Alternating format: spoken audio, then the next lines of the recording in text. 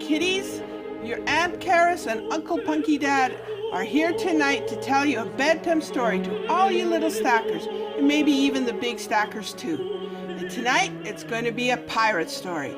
It's not your typical pirate story of the Caribbean. No, but a very bloody Gothic-style one. I'd say between PG-13 and mature audience only. So are you ready? Good. Let's begin.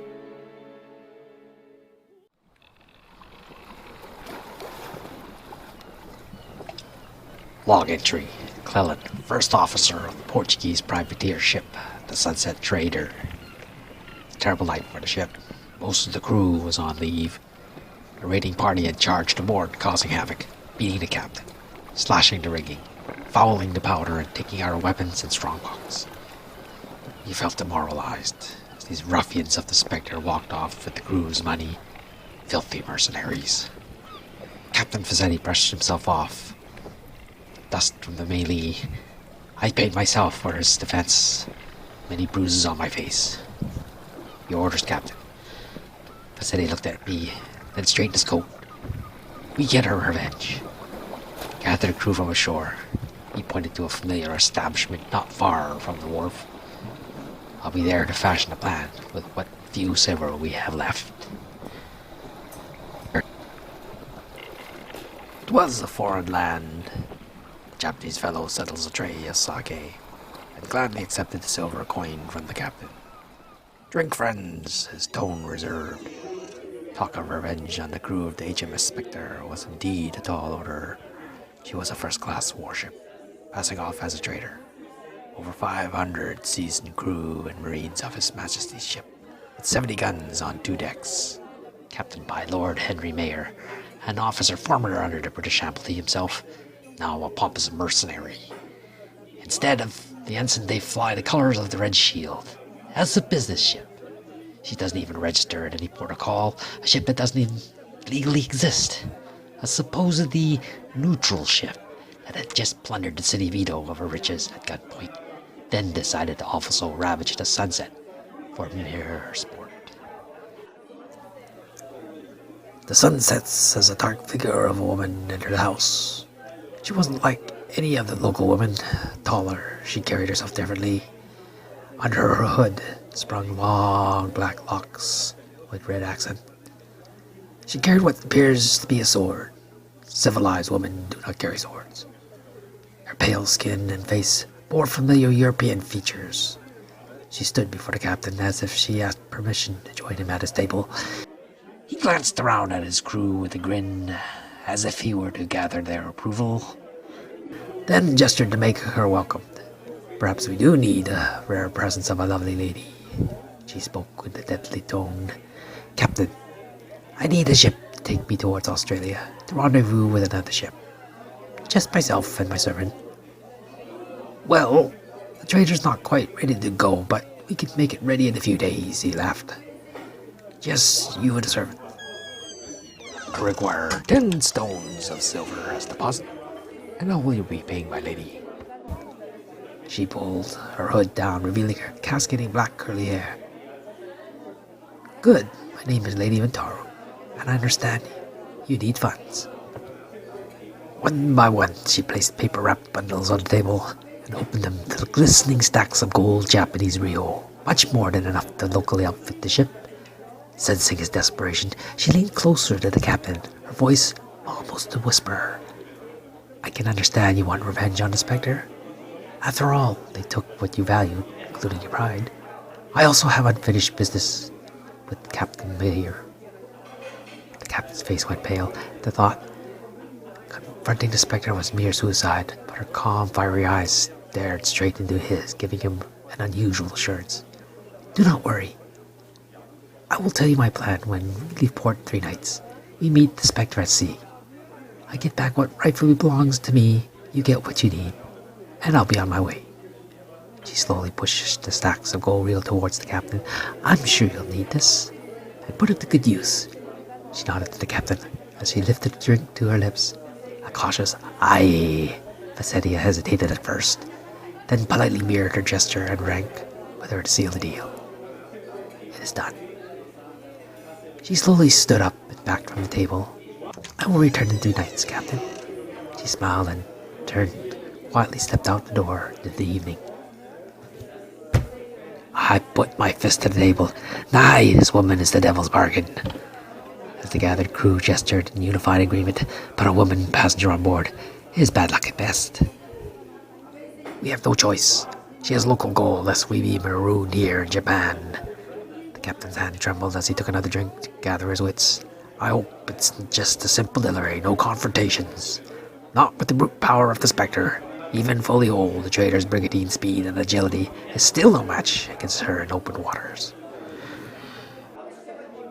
In the captain's quarters, Jang the cook waited on us as the captain and I took the opportunity to entertain our unusual guest into the evening, discussing subjects like her affair with the Spectre's captain, strategy in confronting the Spectre, as well as how a lone woman of European descent finds herself in a land such as Japan, were quite closed to foreigners under Sakoku law. She never came on deck during the day, only at night. She usually stood in the foredeck, accompanied by Facchetti himself, until he politely withdraws to make a final inspection before retiring. When she draws back her hood, the wind picks up her flowing hair. Some men swear they could smell the scent of roses, others the scent of death. A woman's silhouette would usually catch a hardy man's eye, but her eerie reputation casts a shadowy caution that sends shivers in a man's soul. The foregun spat a 3-pounder, landing her payload just short of the Spectre's aft deck, sending a shower of water over her stern. It's the Japanese powder. It's not potent enough, complained the same gunnery officer, who voiced his concern of the inferior Japanese flintlock rifles. However, the message is sent. A shout from the crow's nest. Spectre is coming about. Facchetti barked. To port, south by southwest, Mr. Cleland. Aye, Captain. The Gaelic steersman threw the wheel a sharp left as the ship began turning from pursuing to being pursued. I shouted, set for outwind. The crew snapped to attention. The sails whipped around, boards creaked, the masts groaned. Rope and tackle strained in protest to take in every ounce of wind the trader could fill at her sails. The sense of dread filled my belly. The trader turns. The captain glanced at the setting sun over the horizon. We need just another half hour for dark. Then his gaze narrows towards me. Prepare the quarters. Prepare the quarters. The words felt like a lump in my throat, almost bringing me into a choke. The shorter range cannon and Japanese powder had sacrificed some of the trader's speed and time advantage. The Spectre's heavy gun ports loosed a thunderous volley of 6-pounders, many landing in the water. 2 struck her exposed stern. 2 more ripped through the aft sail, and a chain shot struck the beam of the aft sail, showering the rear deck with wood splinters. Facchetti steps aside. The shattered beam and torn sail landed where he had stood. She never moved, her gaze still on the Spectre. We're hit, Captain. My panic tone now betrayed my Scottish roots. We're losing speed. Only a few rounds fired from the Spectre. This time the 6-pounder sailing high as a final warning to say that the next volley will be at the trader herself. Fachetti's eyes searched Mintaru's for a hint of her intentions. She nodded. Facchetti made the order. Come to a dead slow. Break mainsail. I replied, Aye, Captain. Stow the mainsail. Remain at quarters. The crew seemed confused, as it seemed unnatural to stop only to fight. In a few minutes, the monstrous Spectre had pulled up starboard to the trader at 30 yards with the 32 port side guns ready to fire. 30 Crimson Marines stood in 2 ranks lining along the elevated quarterdeck, their rifles butt to bear. My mouth went dry. The sun was beginning to set. A voice from the Spectre shouted, Captain Facchetti at the privateer Sunset Trader. You have fired upon the Royal Trade Ship HMS Lernian Spectre in an act of unwarranted aggression. We demand you surrender your vessel immediately. Facchetti laughed with bravado. But your raiders tore up my letter of marque from the governor, attacked my ship, took my strongbox and weapons. I demand recompense. And I have a lovely maiden passenger that requires the attention of your captain. There was a brief hesitation before an answer. You are to surrender now and send your hostages over. Hostages? Well, this trap is set. Mintaro nodded in readiness. Raise my banner. Vassetti replied to the Spectre. Very well, I will first send her ladyship over to negotiate terms of surrender. I wish you to see to her safety. He turned to me. Strike the colors and raise the lady's banner. Close at dead slow. Vassetti spoke to me at a more hushed tone. Prepare the board. I choked. What? You heard me. Pass my order, Mr. Cleland, and make sure the crew uses the flour all over these elves. He faced the Spectre again. Agreed, I will send her over. But the Spectre did not close all her gun ports, as the Marines themselves stood down as well as the lower deck guns. Something was going on. Then there was a sudden realization that they intend to sink the traitor anyways as soon as they secured the woman. I looked at the banner. It was the figure of a blackbird on a crimson-clad broadcloth. She let her cape down to her feet. I will not need a boat. Her dark figure tense, gloved hands clenched, 2 swords at her waist. She stepped towards the rail, and with a flourish and a whirlwind of flapping wings, she leapt off into the air, and in a flurry of blackbird cries towards the Spectre. The Spectre's captain grinned. Continue to hold fire until I say so. What is that you seeing, Master Smith? His officer puts his spyglass down. Lord Mayor, in the presence of a banner is raised that I'm not familiar with. My lord, it's red with a black bird. Pirate colors. There was a shout from the crow's nest, approaching directly from port side. I'm a traitor. Good God, what is that? Lord Mayor searched his thoughts. Vague memories of an old warning he believed to be relegated to mere childhood stories for the sake of keeping young children from becoming too adventurous in their behavior. Beware the bloody raven was a phrase passed down from a few generations from his wealthy great-granduncle. She shall get your soul to pay the devil's debt. It's just a myth, really. It cannot possibly be true, even this far from home. 3 separate watches screamed warnings of an approaching indescribable beast. It was not in the sea, but in the air as a dark-winged beast, the likes of men have never seen before, carried on the sound of a multitude of rushing wings, blacker than a deep winter's night or the devil's hell. Like an angry great bird of prey, the winged figure of a woman landed on the open deck with the impact like that of a fallen 5-ton iron forge, sending a shock resonating along the entire length of the Spectre. All attention was now directed at her presence. She straightened slowly as the great black wings faded like ghosts. Her right hand reached for her sword and drew it out, its blade gleaming in the dying daylight. Her voice unleashed like that of a howling wind. Lord Henry Mayor of the Red Shield, you of all people should know not to cross me like your great-grandfather had sinned before you. Her left hand reached up to the silver cross, dangling at her neck, and she clutched it tight as to invoke some deep power.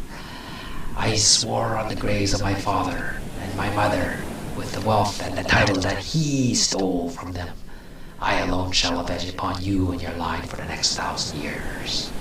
My name is Lady Triana Mintaru, the Bloody Raven.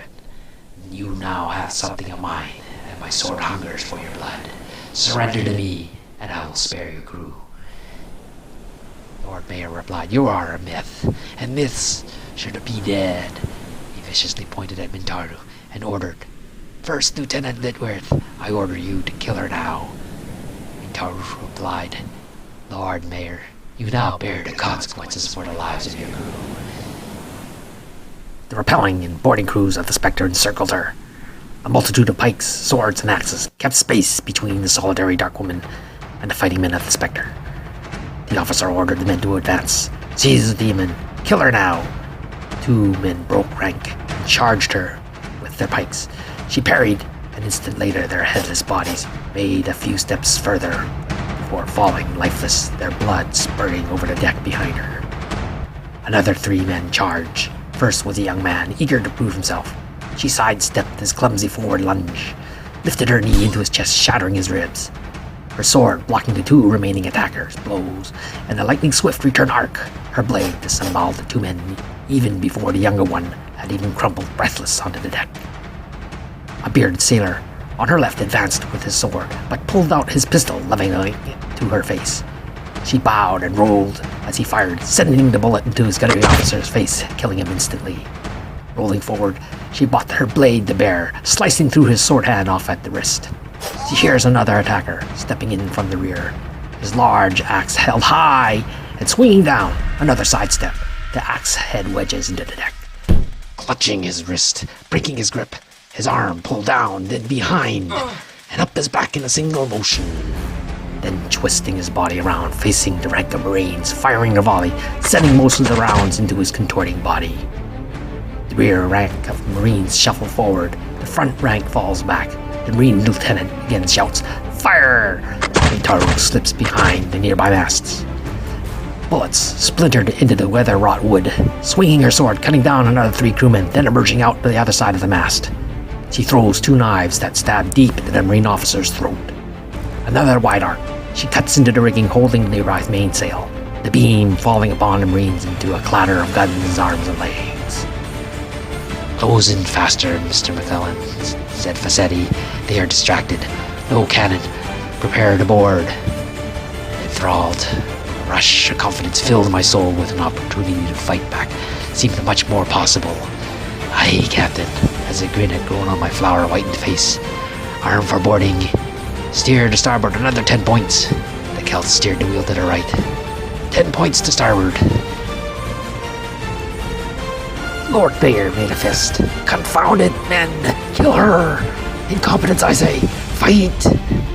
He turned to his nearby senior officers, who were just as shocked witnessing the human carnage at the hands of this one demon. "Don't let her get me. She wants me. Fight! Fight, damn it! Do something, Padre, and really earn the silver I pay you. Demand God to strike her down." He turns the ship's trembling priests to stare over the quarterdeck rail and overlook the carnage just as Mintaro's studded fist smashes into the face of a pitied seaman. The pitched battle shifted closer. The Spectre's men began to congest on the deck between the stairs to the quarterdeck. The confined space now rendered the rifles and pikes useless, also making it difficult for the men to maneuver and fight with any effectiveness. Panic sets in. Her blades slashed with frightening speed and efficiency. Dead and wounded bodies, heads, and limbs littered the deck behind her. Many gun crews, though armed, remained at their stations, mesmerized by the battle. Few dared to venture into the fray in hopes of avenging their fallen shipmates, only to end up dead or maimed. Spectre's Padre made a cross motion with his hands, and from his lips murmured a few Latin words. As if God answered his call, there was a hesitation in the fighting. Spectre's remaining forces make a desperate effort to reform at the heel of the quarterdeck for another stand. But just then, a legion of phantoms, the ghostly crew betrayed her, pounced over the side rails, overwhelming the hapless Spectre's fleeing gun crews. Many cut down before they could flee below decks or cover. The trader's crew then formed up behind the dark demon woman. There was another hesitation. The Spectre's beleaguered crew, now terrified, disorganized, and grim-faced, now stared at their opponent, now bolstered forces of white-gray clad undead men. The trader's crew all sensed the opportunity to press their enormous advantage. Facchetti lifted his sword to signal the attack to begin the chaos again. But in the raven's haunting cry, Mintaro once again leapt into the air, and in an instant appeared amongst the senior officers on the quarterdeck. She cut a Marine in half, right through his rifle, slices another lieutenant's pistol hand off before he could bring it to bear, then throws her short sword into the chest of another as he tried to draw his weapon. Lord Mayor desperately drew his pistol, his hands now violently shaking. The Padre held up his silver cross in front of him and closed his eyes. Mintaro lifted her blade high, as if to run him through, only to impale her sword into the deck, and elbowed the Padre aside. "Excuse me, sir." Lord Mayor fired. The bullet missed harmlessly past her ear. "No, stay away from me. I can give you gold. I have connections. I can give you titles, land, power." Mintaro replied, "Your ancestor promised me the same things 120 years ago. and like him cannot bring back my parents." "No!" screamed Lord Mayor as he clumsily cast his pistol at her and drew his sword.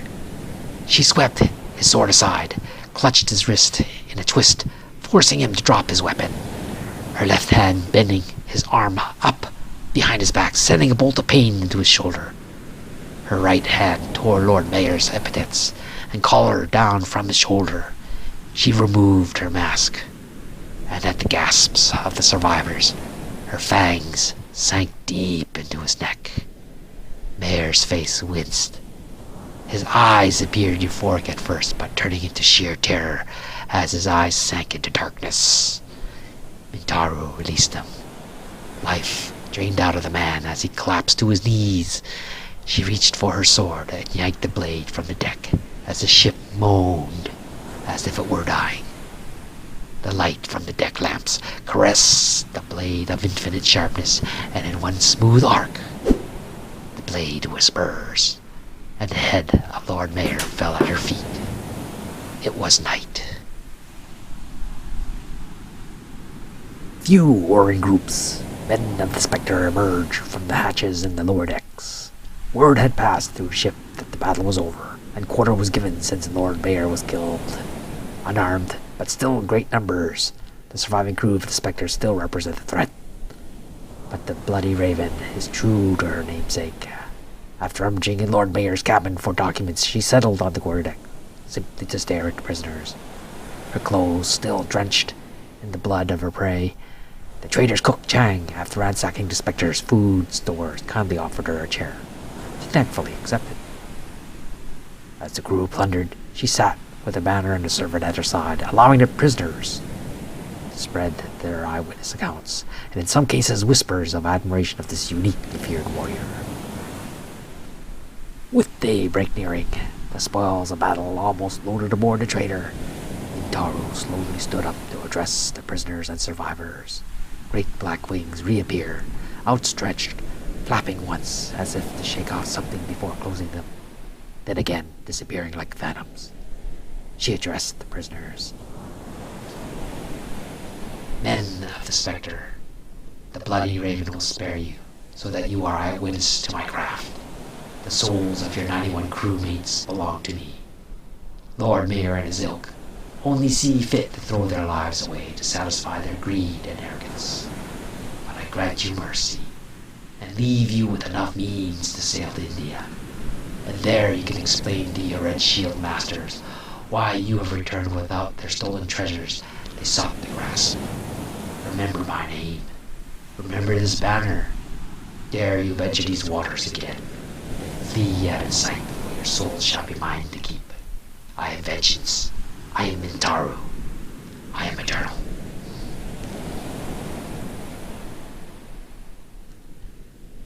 The men of the trader broke out in exuberance as the ship pulled away from the once mighty Spectre, just before the morning daylight broke the darkness. Heavy chests of bewildering variety were laid out on the open deck, all already opened, revealing their treasures of gleaming material wealth. Far more than any man dared set hands upon. It seemed too good to be true. Even both Vassetti and I relished the taste of vengeance, and reward in our hearts only to be tempered by our natural skepticism and caution on how this treasure is divided, considering that the Bloody Raven herself could by right demand any size portion of the plunder. That is the question. Play with it as you wish, but it all stays here until her ladyship decides the terms of our share. The men were unfazed at the advice, and even proposed drink to her name. "Where is she?" asked the Spaniard, as he wiped the gummy flour off his skin. Vassetti stepped in between the chests as if he were inspecting them. "She's having a long, hot bath." The thought made the men think about it for an entertaining moment in their minds, up until their thoughts dragged them back to the fresh scenes of carnage aboard the blood-stained decks of the Spectre. "She's a real demon," shivered the big Jamaican. "I don't like the idea of waking up dead in hell," as he kissed the small tattooed cross on his arm. Vassetti replied, "I don't know. A vampire, a harpy. She's a woman. A very dangerous and perhaps an angry one, too. You all heard what she said on the Spectre, so we best be gentlemen and wait. Until night again, smiled the Algerian. His smaller mate elbowed him. And where can you spend your share until then? And what shall you do with your share, Captain? Mintaru's rather sudden appearance almost alarmed the crew, but her demeanor much more approachable. At the same time, she seemed quite uncomfortable in the daylight, but polite enough to tolerate it for the sake of the crew. It was a different side of the woman we know as the Bloody Raven. Find a place to drink, I suppose. Facility felt somber. Enjoy all you can, boys. Our days may be coming to an end. Reserved, I always thought Facchetti was a forward-looking and schooled man. Businessman, a trader, as before fate turned against him, at the hands of evil men and their over-encumbering debts. Circumstances that had led him to privateering, and that too seems to appear to come to an end. The concern is that the Red Shield Lords will eventually want revenge for their losses, and the rich bounties will be posted with much fanfare in all major ports of Gaul. Difficult to spend one thin shilling in a place where there is a rich price on your head. I don't think any sane ship will bother you, because you are now known as the dead crew of the Bloody Raven. Mintaru joined Facchetti, perusing among the open chests. Considering how anxious your crew is, I think it better we make clear division of the spoils. Oh, what a pretty necklace. She set the necklace out. Then her servant picked a few pieces for herself. Then the Bloody Raven herself settled on only a few meager bags of common Spanish gold and silver coins, and a small package with letters MK. I think you and your crew can divide the rest. Fachetti's eyes became as large as saucers. What? More than 4 tons of treasure, and all you want is just this? It is much more than I really need. Do you think we could possibly carry even half of this? It was a pleasant surprise. Mintaru proposed that the trader return to Edo, following her instructions to return the 2 imperial chests and the flag of the Spectre as bounty to Lord Tokugawa. And just as she said, the Shogun was mightily pleased and promised his protection and favor. We were to retire in the city of Edo, and if it were possible, spend the remainder of the treasure. Not just spend it, but to do so lavishly and generously so that the people can slowly become prosperous, just as before the Red Shield ships. Learn the language, create a business, take a wife, and you will discover a warm and grateful people. And who knows? The Bloody Raven said she may require our services again.